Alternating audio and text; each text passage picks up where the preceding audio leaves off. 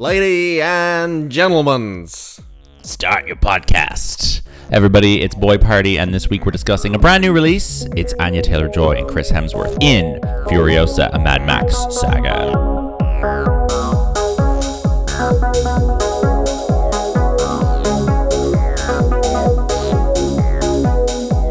Hello everybody, welcome to Boy Party. You know what? The microphones we're using to record this aren't too different to the one that Dementis uses when he's doing his little podcasts in the movie. both grey, both. They're like handheld. These handheld, nice long gray radio microphones. Mm-hmm. I liked Dementis' microphone. I couldn't figure out what his audio setup was. Like I was trying to see what kind of cables he had, where the speaker system was, like what was the AV setup on his rig. I think it's an expanded version of the classic tin cup and a string. Sure. But it was hooked up to something pretty loud. Yeah, because they have guitar amps. Yes, they have guitar amps. The War Boys seem to be able to hear him all over the canyon at the Citadel. Welcome to Boy Party, the podcast about movies where two major stars share the screen and battle it out for the Citadel, water, oil, bullets, and peaches. It's Furiosa, a Mad Max Saga, the long-awaited prequel to Mad Max Fury Road, directed by George Miller. We have seen the film in the last couple of hours. It's one of our instant reaction episodes, which everybody loves. They're always so coherent, and we're always very awake doing them. 100%. It's definitely not like 10:30. Definitely not 10:30. Definitely not Shane's birthday. No, I do happen to co-host a podcast with not only a birthday boy, but a Honk Shoe Sleepy Time King who may or may not have missed 10 minutes of the film due to excessive honk shoeing. But who am I to speak? I missed about 10 minutes of the film due to excessive tummy rumblings. Sweating, profuse sense that I was going to either have a panic attack or get sick. That this film's sheer momentous movement and awesome power propelled in me. Buddy, that cinema was a wasteland of its own. Yeah, it was just like I just couldn't take the combination of a sore tummy and all of the movement that was happening on screen, and I bowed out for about 8 minutes to splash some cold water on my face and get back into the mood of things, and I felt much better when I got back. So Shane and I have a bit of a history with Mad Max Fury Road in that it is the first time we ever hung out as a duo in our lives, a boy party, if you will. A historic one was when Shane and I went to see Mad Max Fury Road in May 2015 in the IMC Galway 9 years ago. And here we are tonight seeing Furiosa. Yeah. So Mad Max Fury Road, I remember both of us being a little bit underwhelmed when we first saw it. I had no idea what it was about. You didn't know what it was. I remember giving you a choice of like, do you want to see Fury Road or San Andreas?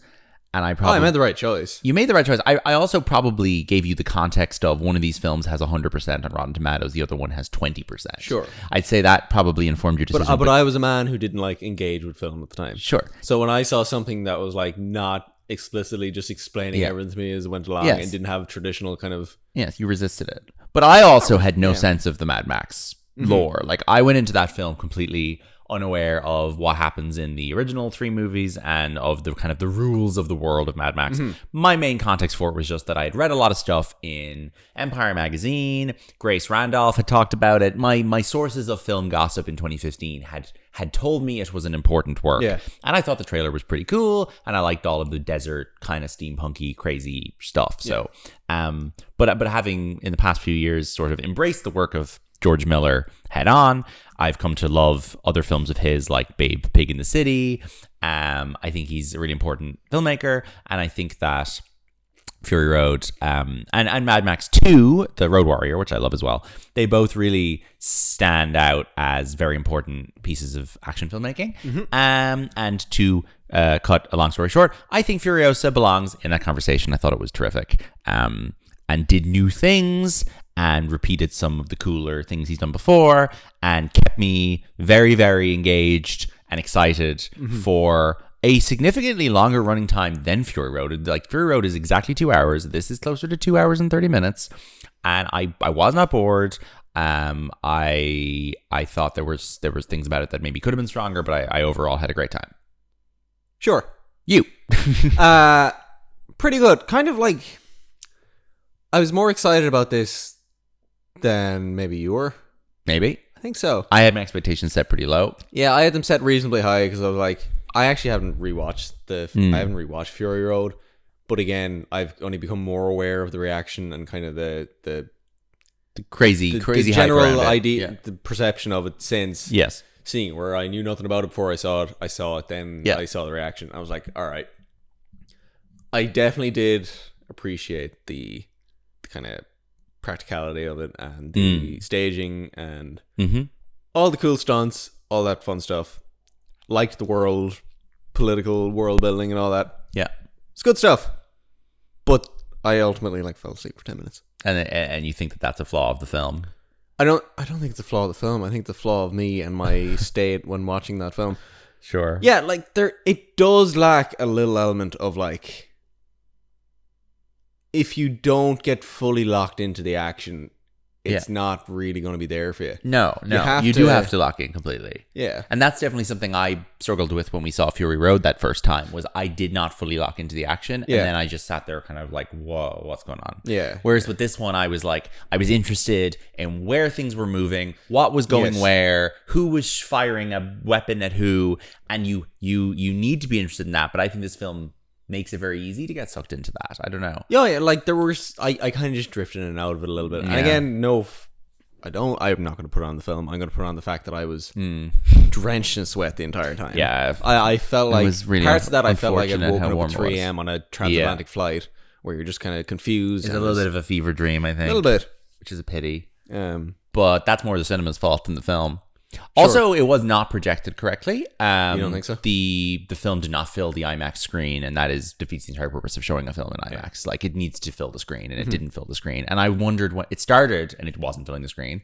And I thought, oh, maybe it's going to start filling the screen when the title comes on, and it didn't. Maybe it'll start filling the screen when the girl turns into Anya Taylor-Joy, and then it didn't, and then I knew it wasn't going to. It's such an overwhelming film to the senses that if you don't tune into it, it kind of just blends into one hodgepodge of so much overstimulating, and you kind of don't really engage with it. Yeah, I think this film is easier to split out into its various segments than Fury Road. Fury Road is the same bunch of characters together the entire film. They go one direction, they come back, and then the they come other back. direction. Yeah. This has kind of very clear delineation. In fact, it is a little bit too clear in the sense that it has these chapter titles, which I'm never a fan of. No, I didn't like. And they're nonsensical. It's I think chapter titles make you hyper aware of the timing of time the film. passing, and they make you feel like the film is going on too long. It's like chapter 1, the pole of inaccessibility. That's literally what chapter 1 is called. Sure. What does that mean? And then it's chapter 2, vengeance. Chapter 3, more vengeance. It becomes nothing. But there is a clear delineation of who is with who and where they're going, which is great. The film starts with young Furiosa, who's played by a very talented young actress. I mean, very talented. I thought she had a lot of presence in the film. It's funny that she was cast as looking like a young Anya Taylor-Joy. Yeah. And I think maybe gives a slightly better performance than Anya Taylor-Joy, or at least I found her a little bit more interesting in how she engaged with the other actors. Called Alila Brown. Now, she has a Wikipedia page. Oh, God, she's in the Spider movie that's coming out next week. Sting. Oh, my God, that's insane. She's in that. That's insane. It's a good run What for are her. the odds? Yeah. What are the odds? That must be an Australian film, so. That is so funny. Oh, she owned a pet spider at one point. Oh, Jesus Christ. Big spider gal. And she's going to be in Sonic the Hedgehog 3 as well. So, she was cast when George Miller saw her doing the splits while filming 3,000 Years of Longing, and he said she reminded him of a young Furiosa. No, I guess she was just doing the splits, and he was wandering around and saw her. But yeah, I think she's really good in that first portion of the film. Yeah. And I feel like she's in am I crazy? Is she in 50% of the film or less? It felt to me like Anya Taylor-Joy showed up an hour in or more. Yeah, no, I think. But maybe I'm wrong. It's definitely it's one. I think she's in it for an hour. Her part felt very substantial. That at a certain point in, I was like, "Oh, Anya Taylor-Joy really hasn't shown up yet." Yes, it's very noticeable that she's not there. But then also, there's probably 4 major sequences with Anya Taylor-Joy, and there's like 2 with her. Yeah. And Taylor-Joy is in more... When does it flip? Is it like there's the a lot third of chapter? Yeah, I think it's the third chapter. There's a lot of scenes. I guess here's the thing. When Furiosa is played by the younger actress, Furiosa's not in every scene. There's a lot of scenes that are just Dementis and his guys up to shenanigans with her either like in the background, in a cage, not really part of the action. Kind of hiding. Whereas the second that Anya shows up, Furiosa is part of everything that's going on. So yes, Anya Taylor-Joy is obviously has a lot more screen time than she does, but I feel like her presence in the film doesn't feel that much more significant. No. Chris Hemsworth is the through line throughout both Furiosas. He is in this much more than I expected him to be. I had a thought at the start where I was like, oh, because I didn't expect him to be in the sort of like the setup part of the film, you know? And when he was, I was like, oh, is he only going to be in the first half? Is he actually going to share any scenes with Anya Taylor-Joy? Yeah. I've seen no... evidence. I'm not sure I've seen evidence that they're in scenes together. And ultimately, they're in loads of scenes together. But, which surprised me because it meant that he's in loads of the film. He's in it for like an hour and a half. He has the most dialogue in the film. He has the most dialogue. He's in like 2/3 of the scenes. And is very much the co-lead of the film. Yeah. In, I would say, almost as much as Tom Hardy is in Fury Road. And it's interesting that he was cast when he's such a much bigger star, and the film is, you know, on paper, a female-led prequel for a female character that was really beloved in Fury Road. And George Miller casts a bigger male star. Is it a bit of a Barbie and Ken situation? It's maybe a bit of a Barbie and Ken situation. He casts a bigger male star as a sort of the villain, but a villain bordering on a co-lead in how much he's in it, and also how much his motivations drive the plot. Yes. And Dementis's plans and Dementis's silly schemes are kind of what drives everything we're seeing up to a certain point until it kind of flips and becomes a Furiosa revenge mission against him towards the end. But I thought this was easily my favorite Chris Hemsworth performance that I've ever seen, and I've seen most films he's been in. I thought it was terrific. Nothing that I couldn't have maybe be predicted, but it was like lovely to see him bring his comedic potential, which has been sort of shown in snippets throughout the Marvel movies and was definitely visible in Ghostbusters.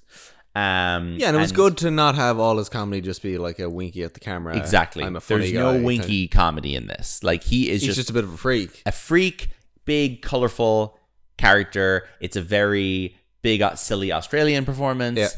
And he is just he's just given it a lot. He's given a lot of energy, and you get a sense of, oh, this guy has been maybe waiting a long time to be allowed to be this big and this colorful in a film. And the Marvel machine and the sort of green screen acting opposite the Hulk or the fucking Vision, you know, pressure that he normally is under is gone. He's working with a director who appreciates color and silliness, and he's really just he's out in the desert and just screaming. Like, it's great, and it makes me kind of want him to just work exclusively in Australia with Baz Luhrmann and George Miller, guys like this who are just like big and silly and colorful. He's great. I thought he was great in it. I'll be putting him on my best supporting actor ballot. As of now, and I think he's really good in it. Anya Taylor-Joy, I didn't feel her presence that much. I thought she was doing an impression of Charlize Theron, but like if you ask me a year from now about, you know, oh, what do you think of Anya Taylor-Joy as an actor? What have you liked her in? I feel like if I start like listing off her films and her performances, this is not going to come to mind easily. It's not something that is now cementing in my head. She has not replaced the Charlize version of this character in your mind in any sense. Like, to me, this is more on the tier of the Alden Ehrenreich Han Solo type prequel recasting than it is of, to be generous, Ewan McGregor as Obi-Wan Kenobi. You know, like an actor who actually has made something original and fresh of an iconic role. I think she's fine. Sure, De Niro in the fucking Godfather Part 2. That's a good example. Yeah. She doesn't really do anything super surprising with it, and she just looks really cool, and she's got a lot of physical presence, and she's got great you know, movement. She's like a she seems like someone who is probably a wonderful dancer. She moves really well, which Charlize Theron is also very much the case. And I think the bit where she starts to like fucking, what's she doing? She starts to like rev her arm like a lawnmower at the end. That is so great. That's fantastic. Cool. Yeah. And she's good at like doing the kind of crazy jerky action stuff that's needed when she's sitting in the truck or in the rig and she has to spin around and fire something and then like hook onto something. She does all that stuff really, really well. So as like an action star, I think she's very effective. Is her face just a little bit less expressive than like Charlize or something? Maybe. I mean, she has an amazing face. She has this insane face with enormous eyes, and she's got a more expressive face than the girl in the first half of the film, I'd say. Yeah. But maybe she knows how expressive her face is, and she's trying too hard to rein it in. Yeah. At the expense of the type of big, colorful stuff that we get from Hemsworth.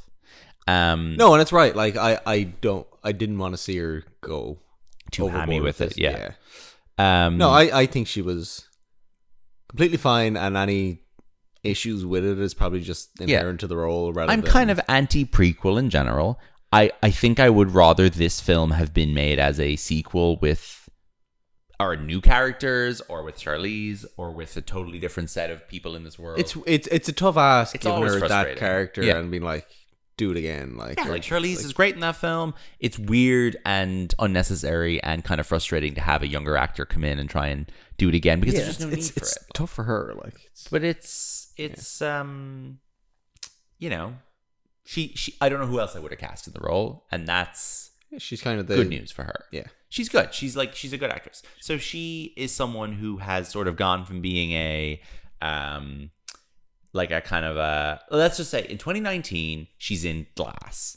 Now Glass is a movie that we could cover on Boy Party someday because it stars James McAvoy and Bruce Willis and Samuel L. Jackson, and it is a sort of a sequel to two different movies. It's a sequel to Unbreakable and it's a sequel to Split, and it puts those characters in the same movie, and it's a fun movie. She is the protagonist of that film. Yeah. Her name and her face do not appear on the poster. Only those three male actors I just named do. So that's 5 years ago, and in 5 years she's gone from being the uncredited stealth lead of a big film to being the incredibly aggressively credited lead of a film in which there is a much bigger star starring opposite her. So incredible 5 years for her of just becoming more and more of a household name, and I think she's definitely one of the most famous actors of her generation now, with kind of the average moviegoer. To the extent that when they drop her into Dune Part 2 in this quick cameo, I think the expectation is that everyone in the whole world watching Dune 2 will go, that's Anya Taylor-Joy. She's very famous and it's cool that she's in these movies now.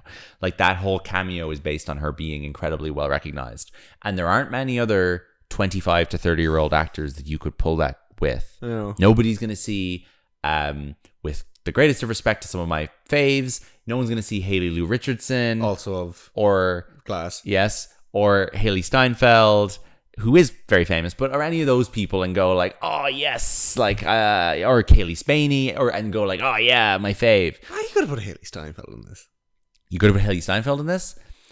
I'm trying to think of what the closest Haley Steinfeld movie to this. Hawkeye, she does a lot of like action flipping and jumping stuff. She's fine. But she doesn't have a lot of intensity. But she's kind of a cold character in like True Grit or something, kind of a Western. Yeah. Coldish. Haley Steinfeld doesn't necessarily have like futuristic vibes to me. Okay. She doesn't have cold warrior in the desert. It's more old-timey kind of. Yeah. The other thing with Anya Taylor-Joy, she doesn't have an American vibe. And this film is Australian, international, non-American vibes. Charlize Theron is obviously South African. Tom Hardy's British. Mel Gibson's Australian. Chris Hemsworth's Australian.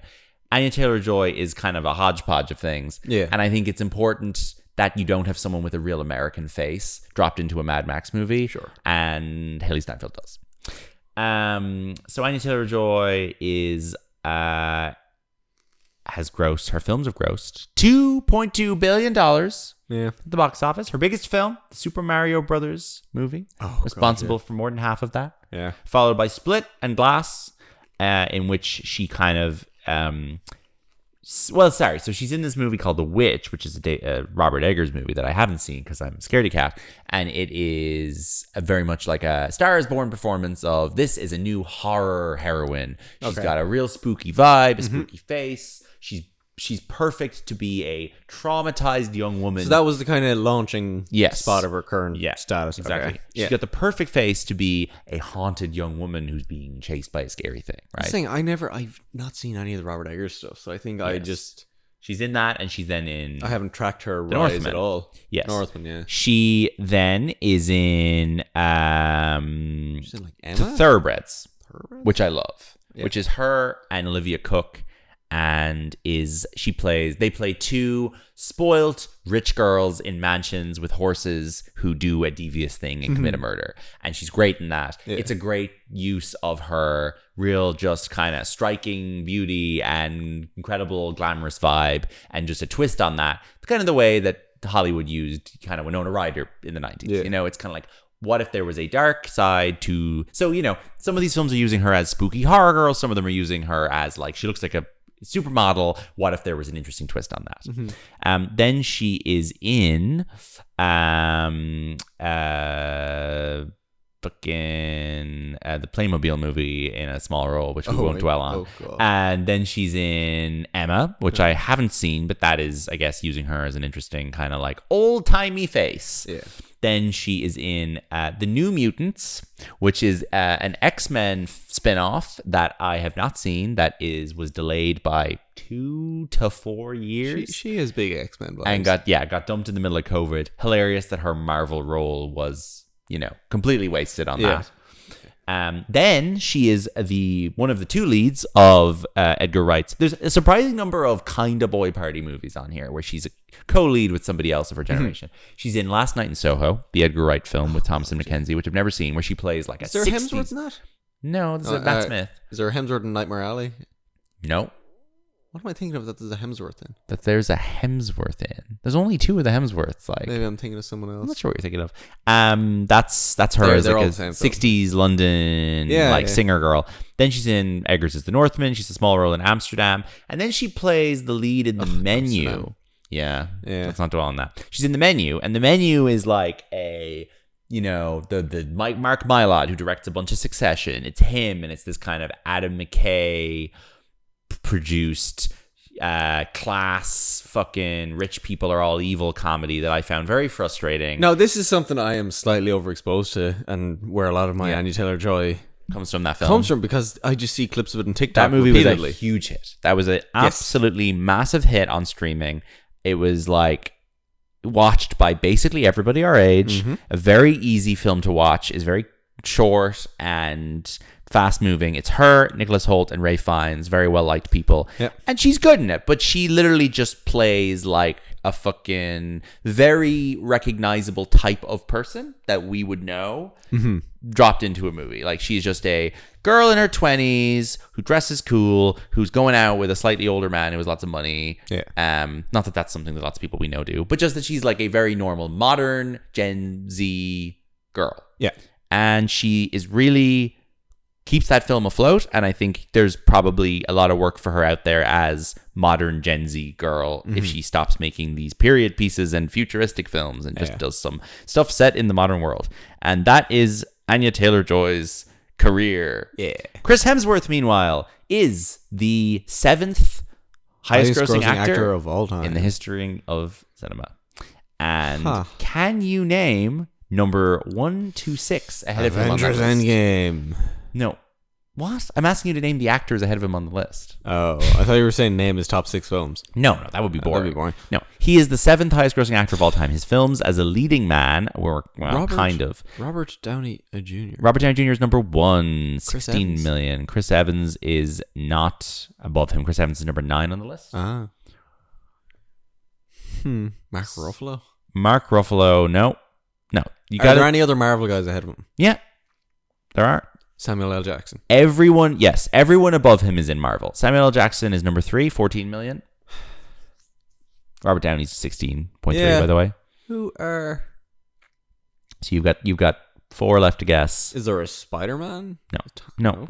These are actors like who are in Marvel, but have also been in many other blockbusters. Yeah. And that's why they're on here. Yeah. They've been Chris Pratt? Chris Pratt is number 5. Well done. 13.9 million. What am I missing out on now? You're missing number 2, number 3, and number 4 and number 6. 2, 3. I'll give you some clues. There are 2 women that you have to guess. Scarlett Johansson? Scarlett Johansson is number 2. $15.4 million. The most successful leading woman in the history of cinema. That's so funny. Well done to her. For later. You got number 4. Zoe Saldana. And Zoe Saldana is number 4. Well done. She's $14.2 million. Billion dollars. So what? She got the fasts and the... No, Zoe Saldana is not in the fasts. Who am I thinking of? Or she's in... Sorry. She's in Avatar and Star Trek. Yeah. Avatar, Star Trek, and Guardians. Yeah. And Avengers. She's not appear. Who am I thinking of that's in fast? Michelle Rodriguez? Maybe. So you still haven't gotten... You got Samuel L. Vin Jackson, Diesel. yeah? Vin Diesel. Vin Diesel's number 6. Well done. You got them all. Yeah. Robert Downey, Vin Scarlett Diesel Johansson, is the Samuel L. 6th Jackson, Zoe highest Saldana, Chris grossing Pratt, Vin Diesel, and Chris Hemsworth. Star of all time. There is a note beside his name that says dubious. And I believe that is because they are saying, does Groot count? Does Groot count? Does Groot count? I would argue that maybe Groot does not count. I don't know if an animated... And Bradley Cooper's on here too with a similar issue. Does Groot count? Does saying 3 words really contribute to your box office total as a star? Because no one's going to see those movies because of Vin Diesel. They are not his vehicles. But how many films are like Samuel L. Jackson tagged on where he has like 2 minutes of screen time? Well, these are counting as a lead. If you count Samuel L. Jackson, and I think they're counting him as a lead in some of the Avengers movies where he's, top 6 build. But if you count all roles of any kind, including cameos and voice roles, Samuel L. Jackson becomes a $27.7 billion star. Second only to Stan Lee. Yeah, that checks out. Yeah. And then he's followed by, voice actors like John Ratzenberger, who are just in every Pixar movie. Mm-hmm. So, yeah. Chris Hemsworth, by those metrics, a big star. But as we've learned over the years, a lot of these guys who were big Marvel actors, they're not really big stars. They're not. And if you look at Chris Hemsworth's box office, you might find evidence of that. When you go beyond Marvel, his biggest hit is Snow White and the Huntsman. $400 million. Another Disney IP. Well, not Disney IP, but fairy tale IP. That's a Universal movie, and it's him and it's Charlize and it's Kristen Stewart. That's a 3-way boy party. He's not the only star in that. And then you've got Men in Black International, which only did 250, which was considered a moderate flop. Yeah. Ghostbusters, he's the supporting role in that. The Huntsman: Winter's War, an insane film that comes up on here all the time because it's Charlize, Chastain, Blunt, and Hemsworth. Sorry, is that another 4-way boy party? What is The Huntsman? That's a prequel to The Huntsman. That's the prequel to Snow White and the Huntsman. Okay. They made another Huntsman movie after it. Isn't that insane? Yeah. That made $165 million, which probably is less than it cost. Yeah. And then he had a small role in the Ed Helms Vacation. And then you're down to Rush, $98 million. In The Heart of the Sea, $89 million. These are the Chris Hemsworth. Sorry, this man these is are not his movies. He's not a big movie star. He's not a movie star. These are his vehicles. 12 Strong, $71 million. Cabin in the Woods, $70 million. That's made before Marvel, though. Red Dawn, also made before Marvel, $48 million. Bad Times at the El Royale, $31 million. That's what I was thinking of. That's what I was thinking of. That's him, Dakota Johnson, Jeff Bridges, John Hamm, $31 million. Black Hat, one of the biggest flops of the last 20 years. That movie grossed $19 million worldwide on a budget of about 100. Yeah. The second that Black Hat flopped, I think people had to accept that Chris Hemsworth as a movie star was maybe not as much of a sure thing as you would have hoped. Mm-hmm. Now, what he has been in is some massive streaming hits, such as Extraction and Extraction 2. And Spiderhead, maybe a hit. A terrible film. But anyway. It's Chris Pine as well, isn't it? No, Miles Teller. But those Extraction movies are dog shit, but they are very successful on Netflix. As far as we know. Which a lot of the Netflix streaming success is based on whose face is on the promo. So he's very popular with Netflix people. And I bet you that the Extraction success was very helpful when George Miller was getting this movie financed and he had Chris Hemsworth attached to play Dementus. Yeah. So those are my Anya and Chris fun facts. But Chris Hemsworth, you know what? A guy that I root for a little bit. Yeah. He's not like a guy where I'm like, and he's got a lot going against him. He's a Marvel guy and he's Australian. He's Australian. He's got a boring face, I would argue. Boring, generic, handsome face, which in this film, he fucks up with a silly nose, which I loved. Yeah. He has a brother who is even more boring than him. That kind of drags his reputation down because it has invented the... It has created confusion because a lot of people say A. Hemsworth was in that film, and they don't know which is which. Sometimes my parents don't know which is which, and Liam is so fucking dull that it actually drags Chris's reputation down because people Does Liam even act? Liam he's always in stuff. Yeah. Liam's in loads of stuff. Yeah. Liam is in the upcoming The Witcher. He's replacing Henry Cavill. He's in loads of stuff. But like people like my parents who kind of see them on Graham Norton every couple of years, they can't tell them apart. No. And they think Chris is more boring than he is because they've seen Liam and thought it was Chris. Yeah. If Liam didn't exist, I think his career would be slightly better. It's a pity. And also Liam is kind of widely disliked because of his relationship with Miley Cyrus breaking down. Whereas Chris is like a lovely family man. He's got these maybe potential health issues coming down the line that he likes to talk about a lot. And, anyway, I'm rooting for him a little bit. Same. He's very good in this film, which is nice because it gives me something to root for him. It gives me some ammunition for that. Mm-hmm. So, have we anything else to say about this film? I guess I haven't talked about the fact that it's got cool flying things in it. The action scenes in this film surprised me in ways I wasn't expecting them to. I thought they were going to be the exact same as Fury Road. Big rigs driving and crashing into each other, guys on poles vaulting around. No, this film has some of the Mad Max 2 gyrocopter stuff really blown up big. You have people flying in these little propellery vehicles and they're shooting things and they're going from side to side and it's just brilliant. You've got this kind of... new locations like Gastown, where they get gasoline from, which is referenced a lot in Fury Road, and I'm glad we finally get to see it. It's just like a giant oil refinery. I think there's some cool locations in this. I thought the action was refreshing and different and unique to Fury Road in ways I wouldn't have necessarily anticipated. Yeah. And I thought the structure of the film was very different to Fury Road, which kept it feeling a bit fresh. So it didn't feel like a rehash to me. And I thought it wasn't a journey movie. No, it wasn't. It was more of like a kind of it's kind of like the whole map is set up as like a triangle where you've got like the bullet farm, Gastown, and then it was about the power dynamic shifting between Immortan Joe and Dementus, and it's sort of the film sort of sees Dementus's rise and fall in contrast to how Immortan Joe kind of remains the leader of the Citadel heading into Fury Road. So and Immortan Joe rules. He's great. Played by a new actor because unfortunately the great Hugh Keenes-Byrne, who played him in Fury Road, died a couple of years ago. So he's played in this by Lackey Holm. What did you think of Tom Burke in this? I thought he was fine. Yeah. He's the third lead. I don't think his role is that interesting. Originally cast in that role was Yahya Abdul-Mateen III from Watchmen and Trial of Chicago 7. He would have been better? Yeah. Interesting that they went with a white actor when the black actor pulled out. I guess it means that he really just went with who he thought would be best for the role. Because I'm sure there's lots of other, black actors you could have gotten to play the part. But he's fine. Was not invested in that character. No, that's not. The character's not that interesting. No, not at His all. name is Praetorian Jack, which is kind of a cool name. Mm-hmm. And then you got Rictus Erectus, played by wrestler Nathan Jones. You got Scabrous Scrotus, the other brother. You got the People Eater, played by John Howard. John Howard, who I was led to believe by somebody on Twitter was the former Prime Minister of Australia. They are two different people. That person was joking. And then showing up that we were not expecting to see was the TikTok sensation. What's this man's name? Sean Ellis? No? Sean... I'm not seeing him on here. I'm going to have to look this up now. This is... it's not coming up. He's like this singer who has an interesting look. Mm-hmm. He's got like a large head and kind of an interesting face. Sean Mills. He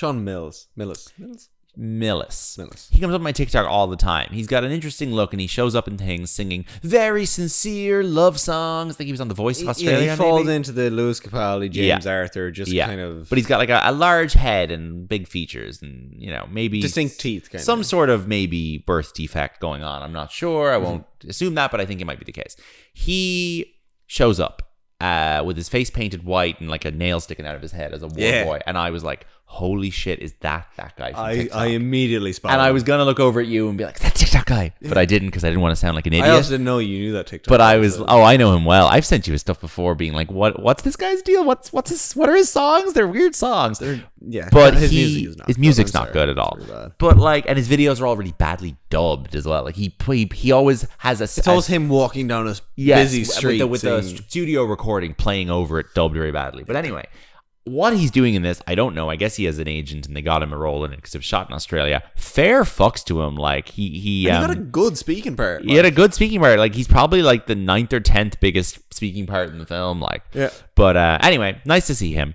So yeah, I thought there was lots of fun stuff in this movie and I had a good time with it. And I think everyone should go see it and support big, ambitious movies by old men like George Miller, who are cool and nice and prove that filmmakers can be ambitious and crazy without being assholes. And also, I would highly recommend to anyone who's interested in the Mad Max series to read Kyle Buchanan's book, Blood, Sweat, and Chrome, about the making of Mad Max Fury Road. It's a brilliant book. You'll come out of it thinking that Tom Hardy is crazy and George Miller is a crazy genius.